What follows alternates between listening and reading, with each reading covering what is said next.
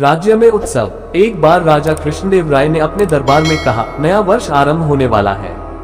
मैं चाहता हूं कि नए वर्ष पर जनता को कोई नई भेंट दी जाए, नया तोहफा दिया जाए। आप बताएं, वह भेंट क्या हो, वह तोहफा क्या हो। महाराज की बात सुनकर सभी दरबारी सोच में पड़ गए।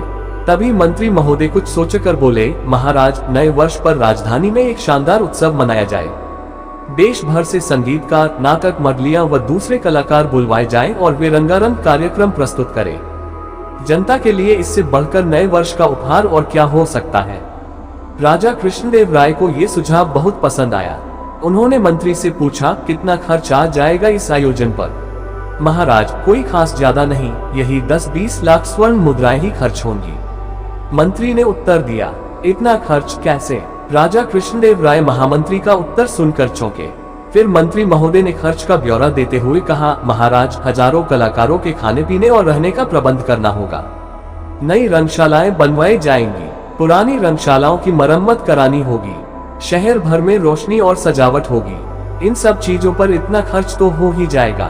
मंत्री के इस ब्यौरे पर राजपुरोहित और अन्य सभासदों ने भी हाँ में हाँ मिलाई। राजा कृष्णदेव राय इतने खर्च की बात सुनकर सोच में पड़ गए। उन्होंने इस बारे में तेनालीराम की राय ली।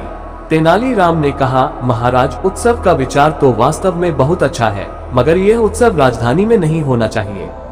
क्यों? राजा कृष्णदेव राय ने पूछा। दूसरे दरबारी भी तेनालीराम की ओर चिढ़कर देखने लगे। महाराज, उत्सव यदि केवल राजधानी में हो तो शेष राज्यों की जनता को उसका क्या आनंद आएगा। गांव वाले अपना काम छोड़कर तो उत्सव देखने आएंगे नहीं। कलाकारों को राज्य के प्रत्येक गांव व कस्बे में जाकर जनता का मनोरंजन करना चाहिए।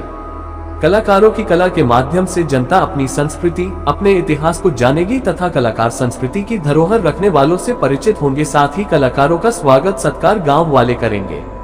तेनालीराम, तुम्हारी बात तो बिल्कुल ठीक है। इसके लिए जितना धन चाहो खजाने से ले लो। धन? मगर किस लिए? ये तो जनता स्वयं खर्च करेगी। उन्हीं के लिए तो यह उत्सव कर रहे हैं। इस उत्सव का नाम मिलन मेला होगा। इस मेले में कलाकार जहां कहीं भी जाएंगे, उनके खाने पीने और रहने का प्रबंध वे लोग बिना कहे कर देंगे।